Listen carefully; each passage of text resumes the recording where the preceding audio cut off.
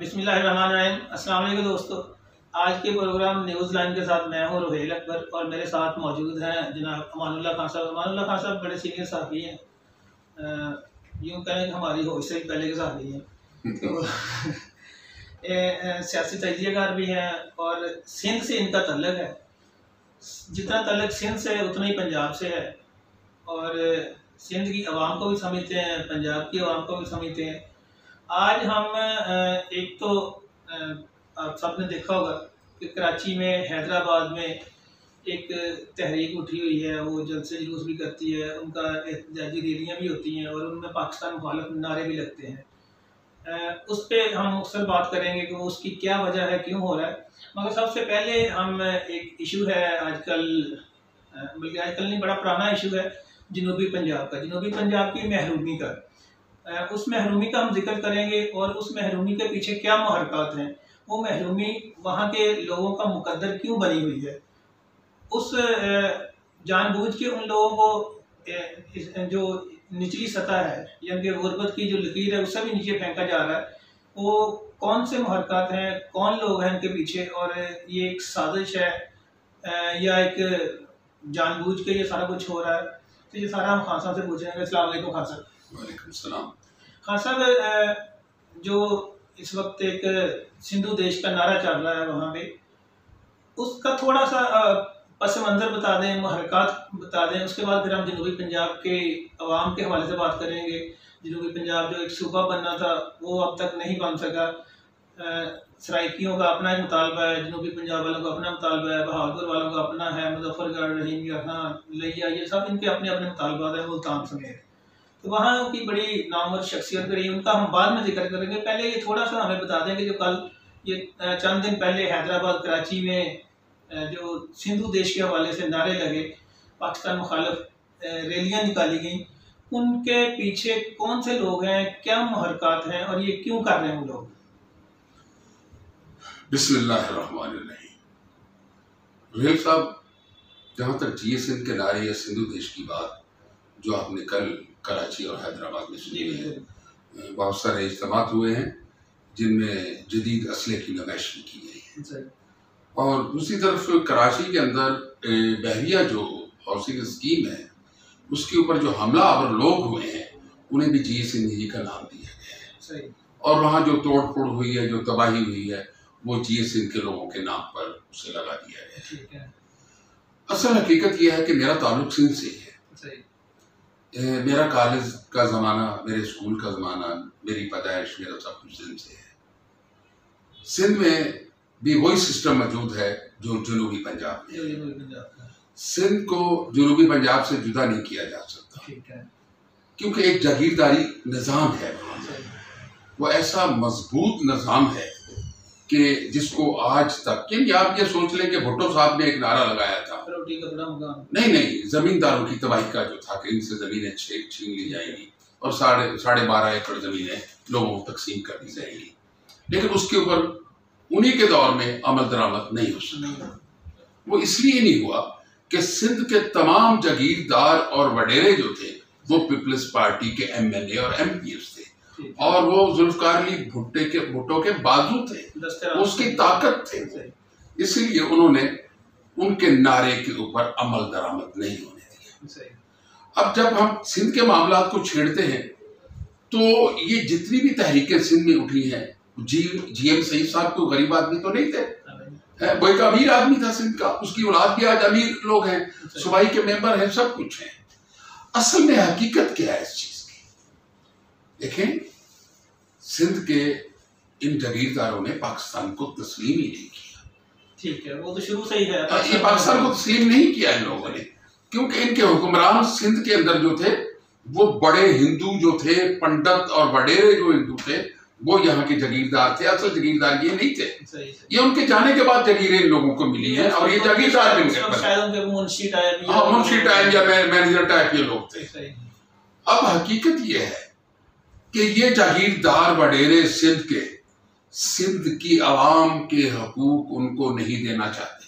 ठीक है, उनके हकूक इन्होंने खस्प कर रखे हैं। ये कभी भी वहां का जागीरदार और जमींदार ये नहीं चाहेगा कि ये मेरे हारी का बेटा जो है इसको तालीम मिल जाए और ये 22वें ग्रेड का अफसर बन जाए, कभी नहीं चाहेगा।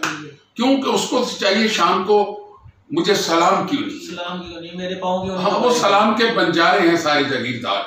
देखिए मीरों ने हुकूमत की सिंध के ऊपर, मीर गवर्नर रहे, वजीर आला रहे, मरकजी हुकूमत के अंदर मीर अली अहमद तालपुर, मीर रसूल बख्श तालपुर, ये सब बड़े तालपुर जो है वो मरकज में वज़रा, वजीर दिफा, कोई कुछ रहे। पाकिस्तान बनने के बाद हुक्मरानी बेसिकली जो है ना वो सिंध के जगीरदारों के पास है। इसी तरह जनूबी पंजाब की जो आप बात आज कर रहे हैं, जनूबी पंजाब के डीजी खान राजनपुर रहीम यार खान में सईद अहमद महमूद की फैमिली बैठी है, अल्ताफ उसकी लगारी की फैमिली बैठी है। सर एक मिनट में सिर्फ अभी हम आते हैं जनूबी पंजाब पे। ये अभी आपने मीर साहिबान की बात की, इससे पहले भी काफी सारे रहे हैं लोग। हमारे लोगों की याददाश्त बड़ी कमजोर है, वो कल की बात भूल जाते हैं। तो अभी देख लें, अभी जो सूरत हाल है, जो लाड़काना का हल्का है, बिलावल भुट्टो जरदारी का, आसफ अली जरदारी का, जहाँ से पीपल पार्टी का गढ़ है समझ लें, तो वहाँ की अवाम उनके हल्के में आज भी हॉस्पिटल में लोग जाने के लिए तरस। नहीं, मैं आपको बता देता हूँ, आप इसको छोड़ें। देखिए हमारे गुलाम शाह जतोई साहब जो है वो सिंध की जमीन का चौथा हिस्सा है और उनसे बड़ा जगीरदार कोई नहीं। ठीक है। नवाब शाह जो है वो भी उन्हीं का है और नौशहर फरोज जिला भी उन्हीं के, आधा सिंध उनका है।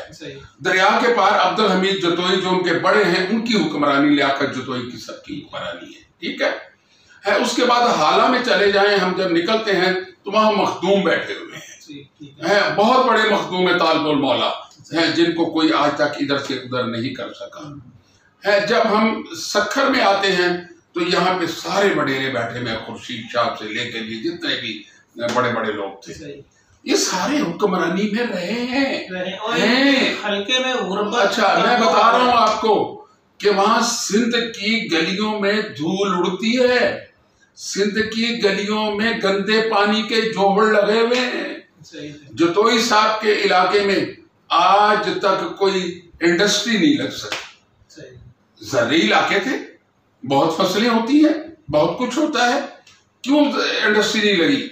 उन्होंने कहा कि ये मजदूर अगर इंडस्ट्री में चले जाएंगे तो हमारी जमीनों पे हारी कहां से आएंगे, हम तो मारे जाएंगे, हमें तो कोई सलाम नहीं करेगा। इस तरीके से अगर आप ले लें नवाब शाह को, वहाँ जीएम सैयद की औलाद बैठी है, शौकत शाह वाले बैठे हुए हैं, वो सब लोग जो थे बड़े जगीरदार और जमींदार हैं। अगर वो चाहते तो पूरा सिंध के जगीरदार इकट्ठे होकर पूरी इंडस्ट्रियल स्टेट बना देते। और वहां पे ये आप देख लें कि जितनी वो जर्री जमीन है वो सोना उगलती जमीन है, लेकिन अवाम भूखे हैं, अवाम के पास रोटी नहीं है, अवाम का कपड़ा नहीं है।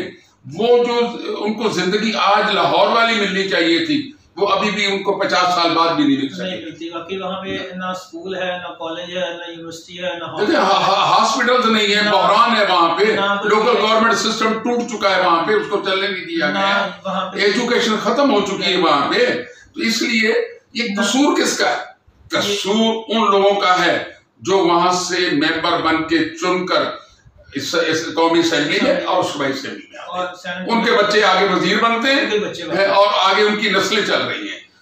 और वो जुर्म किसके गले में डाला जा रहा है? सिंध नहीं, सिंध के अंदर जो महरूमी है उसकी गाली सीधी पंजाब को आती है। हकीकत यह है, वो कहते हैं कि पंजाब बड़ा भाई था, हमें खा गया, मरकज हमारा हिस्सा नहीं देता। लेकिन भाई हिस्सा तो मिलता है, लेकिन वो इस्तेमाल कहाँ हो रहा है? इन सिंध के सियासतदानों को पकड़ के इनको बांधो, इनसे पूछो कि तुम तो खुशहाल हो, तुम्हारी लाहौर में भी कोठगी है, इस्लामाबाद में भी घर हैं, कराची में भी घर हैं, तुम्हारे दुबई में भी घर हैं, लेकिन अवाम खुशहाल क्यों नहीं? लांचों में पैसा भर भर के दुबई जाता रहा, वो सारा पैसा गरीब लोगों का था। और गरीब लोग आज भी वहाँ पे 2 रोटी के लिए तरसते हैं, 3 वक्त खाने को तरसते हैं। वो तरसते हैं कि उनके बच्चे किसी अच्छे और किसी अच्छे हॉस्पिटल में उनका इलाज हो सके। देखिए एक बात सुन लें, इस वक्त जीएस सिंध तहरीक का जो नारा सिंध में लग रहा है, उसके पीछे एक साजिश है।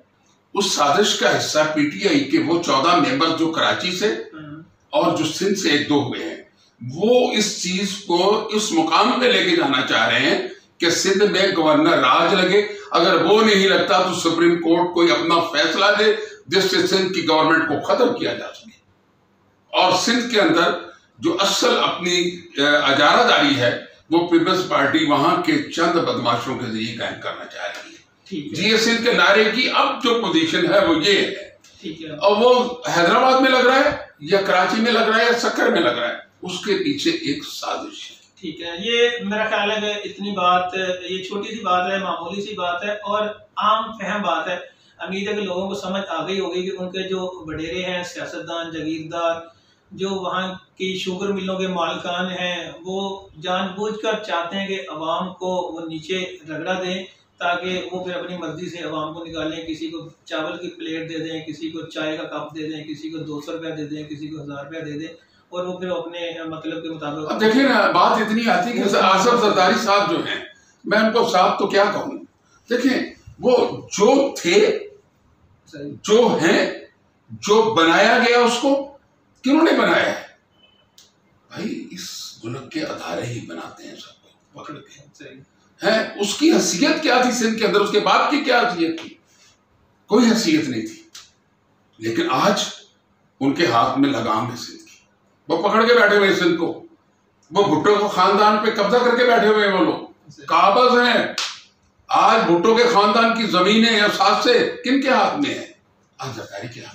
ठीक है, बिल्कुल बात समझ आ गई होगी लोगों को कि वहाँ पे जो काबज खानदान है उन्होंने अवाम की शहर पे भी कब्जा किया, उनके हुकूक मारे हुए हैं, उनको दबाया हुआ है, दिलो दिमाग पे उनका कब्जा है और वो अपनी मर्जी से अवाम को इस्तेमाल करते हैं। तो अब आते हैं वहाँ साहब जनूबी पंजाब की तरफ। जनूबी पंजाब के जो लोग हैं वो ये समझते हैं कि उनका सारा जो पैसा है, उनका जो हक है, वो सारा तख्ते लाहौर पे, यानी कि लाहौर और इसके गिरदोनवा पे इस्तेमाल हो रहा है। उन लोगों की महरूमी का सबसे बड़ा सबब वो समझते हैं तख्ते लाहौर है। हालांकि वहाँ फारूक लगारी, डेरा गाजी खान से उनका तल्लुक है, वो पाकिस्तान के सदर जी, वो राजनपुर से हैं, और इसका मतलब ये हो गया कि दरेशक हो गए वहाँ पे, मजारी हो गए वहाँ पे, गिलानी मुल्तान से हो गए। देखिए उन्होंने राज किया है पाकिस्तान पे, किसी ने वज़ीर-ए-आज़म की शक्ल में, किसी ने सदर बनकर, किसी ने वजारत लेकर, कोई स्पीकर बनकर, और ये सारे वो लोग थे जिन्होंने अवाम को उनकी खुशहाली का नारा देकर ये असम्बलियों में पहुंचे। और इनके जो ज़मीनें हैं, इतनी ज़मीनें हैं कि वहाँ के इनके जो मज़ारे हैं वही इनके वोटर हैं, और उन वोटरों की ये सूरत है वो साल साल जूती अपनी तब्दील नहीं कर सकते, 2-2 साल अपने कपड़े नहीं तब्दील कर सकते। उनके जो जूतियाँ हैं वो टांगे लगे हुए हैं, उनको उनके कपड़े सिले, किसी जगह पर टाकी लगी होती है, किसी जगह वैसे वो सुई से वो सिए होते हैं। उनके पास खाने के लिए रोटी नहीं है, उनके पास पीने के लिए साफ पानी नहीं है, वो खाले का पानी पीते हैं, नहर का पानी पीते हैं, नीचे खारा पानी वो इस्तेमाल करते हैं। उनके बच्चों के लिए हॉस्पिटल नहीं है, उनके बच्चों को तालीम देने के लिए कोई स्कूल नहीं है। इसका जिम्मेदार कौन है? इसके जिम्मेदार वही लगारी मजारी करता है। मैं एक सर्वे बता दूंगा जी। डीजी खान के पास भुट्टो के जमाने से लेकर आज तक इक्तदार है, बिल्कुल दरेशक, मजारी, खोसे है, ये सब जितने भी हैं ये इक्तदार, कौमी इक्तदार हो या सूबाई हो, उसमें शामिल रहे हैं, या मार्शल लगा हो, हाँ मार्शल लगा हो। जब ये वजीर आजम ये रहे, वजीर आला ये हो, गवर्नर ये हो, सब कुछ ये हो, तो क्या इनको अपने इलाके के अवाम नजर नहीं आते थे? वहां पे बेकसी की जिंदगी लोग क्यों गुजारते हैं? लेकिन बात इतनी है कि इन्होंने अवाम को इस अंदाज में रखा हुआ है कि वो हुक्म के गुलाम है, बिल्कुल गुलाम बनाया है। ये जब हम वहां पहुंचते हैं तो वो कहते हैं कि जी ये कहां से आए, लाहौर से। वो कहते हैं हाँ जी तख्ते लाहौर तो आए। अब देखें, तख्ते लाहौर जैसे कराची के लोग कहते हैं जी कराची इतना टैक्स देता है, पाकिस्तान को चलाता है, पाकिस्तान को सब कुछ मुहैया करता है कराची, ठीक है। मैं ये कहूंगा कि लाहौर को गाली देने वाले वो बदनसीब लोग हैं कि जो यहीं का खाते और यहीं पे गाली देते। बिल्कुल जी, पूरे पाकिस्तान के लोग। अब यहाँ लाहौर हो, फैसलाबाद हो, पंजाब का कोई शहर हो, मैं एक बात ये जरूर कहूंगा कि जनूबी पंजाब का नारा लगाने वाले, मैं उनको अक्सरियत को गद्दार कहता हूं। इसलिए गद्दार कहता हूं कि वो रियासत भावलपुर जो सदियों से रियासत थी उसका हक मार रहे हैं। क्यों कि रियासत भावलपुर के बाद सिर्फ एक सूबा पंजाब था जिसके अंदर मशरकी पंजाब और मगरबी पंजाब मौजूद थे, सदियों से मौजूद थे। आप जनूबी पंजाब के लोग रियासत भावलपुर का हक क्यों मार रहे हैं? ये एक साजिश है बहुत बड़ी। और साजिश कौन कर रहे हैं? यही जगीरदार, यही वडेरे, यही सियासतदान। शाह महमूद कुरैशी नारे लगाता था कि जनूबी पंजाब इतने दिन में बन जाएगा, और उधर से वो अपने तरीन साहब कहते थे लो जी तैयारियां मुकम्मल हो चुकी हैं। इमरान खान कहता था कि ये सेक्रेटेरिएट की बुनियाद रखी जा रही है, फंड आ रहे हैं। भाई कहाँ है, हमें बताओ तो सही। आज इस साल का बजट दे दिया गया है पंजाब हुकूमत ने, उसमें जनूबी पंजाब के पैसे कहाँ हैं, फंड्स कहाँ हैं, उसके सेक्रेटेरिएट बनाने के पैसे हैं कहाँ पे? यार धोखा, अवाम से धोखा कर रहे हो तुम लोग। यानी कि वो नारा लगा रहे हो जो कौम परस्ती को हवा दे रहा है पंजाब। जनूबी पंजाब के लिए खैर इस गवर्नमेंट ने, मैं समझता हूँ पहली गवर्नमेंट से की निस्बत ज्यादा काम किया। जनूबी पंजाब सेक्रेटेरिएट मुल्तान में बन चुका है, बहावलपुर में काम शुरू हो गया, वहाँ पे एडिशनल चीफ सेक्रेटरी बैठना शुरू हो गए, वहाँ पे सेक्रेटरी बैठना शुरू हो गए। नहीं ड्रामा है, नहीं बैठने वहाँ पे काम नहीं हो रहा, काम अभी भी सारा लाहौर से ही होता है। देखिए अभी तक आईनी हैसियत कुछ नहीं, आईनी हैसियत कुछ नहीं है। ये तो ऐसे ही है कि जैसे धोखा दिया जा रहा है वहाँ के अवाम को। अच्छा हम बात करें जनूबी पंजाब की, वहाँ पे मुझे अभी याद आया कि गुलाम मुस्तफा खार साहब होते थे, खैर अभी भी है, लम्हिया से तंदुरुस्ती उन्हें, वो गवर्नर भी रहे, वजीर आला पंजाब। यार नवाब रसूलुल्लाह से बड़ी कौन सी हस्ती थी? वो तो खैर अपोजिशन में रहे। नहीं अपोजिशन में हो कहीं नहीं हो, वो वहाँ के नवाब थे। हाँ? अच्छा ये मैं गुलाम मुस्तफा खार की बात कर रहा हूँ, वो जो वजीर आला पंजाब रहे, गवर्नर रहे और पावरफुल गवर्नर थे, वो कोई डमिंग और कई दफा वजीर रहे। उनके हलके में लोगों के पास अब भी टूटी जूतियां हैं, सड़क नहीं है, वहां पे पानी नहीं है, और तो और स्कूल नहीं है वहां पे। यार आप ये बात कर रहे हैं राजन, आप बीजी खान से थोड़ा बाहर निकले ना राजनपुर की तरफ, वहाँ कुत्ते और इंसान एक जगह पानी, बिल्कुल गधे, अब भी एक जगह जानवर पानी पी रहे हैं। क्या उनके इन जागीरदारों को, सियासतदानों को, जिनकी 8-8 कनाल की कोठियां लाहौर में, इस्लामाबाद में, इन लोगों की, उनको इतनी शर्म नहीं कि अपने अवाम की तरफ हम देखें? नहीं, ये सिर्फ सेंट्रल पंजाब की तरफ तो उनकी तवज्जो करवा के और एक ऐसा मामला खड़ा किया जा रहा है कि हमारे सारे हुकूक जो है तख्त लाहौर का है। बिल्कुल, ये एक नफरत पैदा की जा रही है, और ये नफरत पैदा करने वाले ये हमारे जनूबी पंजाब के लीडरान हैं, और हमारे ये सियासतदान हैं, ये हुक्मरान हैं जो इस वक्त और इनसे पहले भी इक़्तिदार के ईवानों में रहे। जनाब कल लगारी ने क्या कहा है सूबाई असेंबली के इजलास में, क्या स्पीच थी उसकी, सुनिए आपने? नहीं मैंने नहीं सुनी। लगारी ने ये बात कही है ऐवान में खड़े होके पंजाब में, उसने कहा कहां गए हो सूबा पंजाब बनाने वालों, कहां गए तुम्हारे फंड्स? ये कल की तकरीर का हिस्सा है कौन से फंड रखे? उसने कहा उठो, अगर आपके फंड नहीं ना रखे हम बाइकआउट करते हैं, अभी सूबा पंजाब बन जाएगा, इसलिए तुम मुखलिस नहीं हो सूबा जनूबी पंजाब बनाने में। ये लगारी के अल्फाज हैं। लगारी साहब जो इस वक्त रुकन है पंजाब असेंबली के, हाँ वो मुस्लिम लीग नून से उनका ताल्लुक है, उनसे उनका ताल्लुक है, और उनके वालिद साहब जो सदर रहे हैं इस्लामी जमहूरिया पाकिस्तान के, फारूक लगारी साहब, उनके दौर में वहाँ पे क्या हुआ और इस दौर में वहाँ पे क्या हो रहा है, मैं कह रहा हूँ कि दोनों दौर का मुआवजा कर लिया जाए तो पता चल जाएगा कि पाकिस्तान के साथ, पाकिस्तान के लोगों के साथ, और अपने हम तो कहते हैं पाकिस्तान की बात, तो पाकिस्तान तो कायम है, लेकिन जो पंजाब के अंदर ये 2018 के इंतखाबात में जो इशू उठाए गए हैं जनूबी पंजाब के, हम तो उसकी तरफ तवज्जो दे रहे हैं कि अगर अवैस लगारी जैसा नौजवान उठ के खड़ा हो गया है कि जनूबी पंजाब के मेंबर उठ के आ जाओ, अगर तुम बाहर आ जाते हो तो अभी सूबा बन जाएगा, उसने कहा तुम सूबा बनाना ही नहीं चाहते, तुम्हारे मामला ही कुछ और है। सूबा तो देखें ना पिछली गवर्नमेंट बनाना चाह रही थी ना ये गवर्नमेंट बनाना चाह रही है, अगर बनाना होता तो ये पहले ही बन चुका होता। बहरहाल पंजाब असेंबली से ये करारदाद मंजूर हो चुकी है जनूबी पंजाब सूबे की, तो अब देखना है कि मरकज ने इस पे क्या अमल दरामद करना है, तो देखते हैं कि अभी 2 साल गवर्नमेंट के बाद 2 साल रहे या 3 साल रहे। देखिए इससे पहले हजारा सूबा का मामला उठा था, आपको याद होगा, वो कहाँ गया हजारा सूबा? उसके लिए बहुत कुछ हुआ सरहद के अंदर, मरकज के अंदर। देखिए, सूबे बनने चाहिए, हम मुखालिफ नहीं, बिल्कुल सूबे बनने चाहिए, लेकिन सूरत हाल ये है कि वो सूबे ऐसे बनाए जाएं जो अपने पांव पे खड़े हो सके, उनके वसाइल हों। ये ना हो कि सूबा पंजाब जो है वो अपने जनाब हिस्से काट काट के उनको तकसीम करता रहे। आज रियासत भावलपुर को अगर आजाद कर दिया जाए, उसको एक स्टेट बना दिया जाए, तो मुझे नहीं लगता कि वो सरवाइव कर सकेगी। कोई वसाइल ही नहीं वहां पे। यही सूरत हाल जनूबी पंजाब सूबे की है। पहले ये अपने घरों को दुरुस्त करें, अपने आप को दुरुस्त करें, ईमानदार बने, आवाम के साथ मुखलसपन का जो अंदाज है वो अपनाएं और उन्हें किसी काम पे लगाएं। वहां इंडस्ट्री लगाएं, वहां वसाइल पैदा करें, सूबा बनाएं। सूबे बनने चाहिए, हर बंदे को आजाद होना चाहिए, लेकिन ये साजिशें नहीं होनी चाहिए। तख्ते लाहौर के खिलाफ साजिश करने वाले जो हैं, पहले भी जलील ख्वार हुए हैं, अब भी जलील ख्वार होंगे।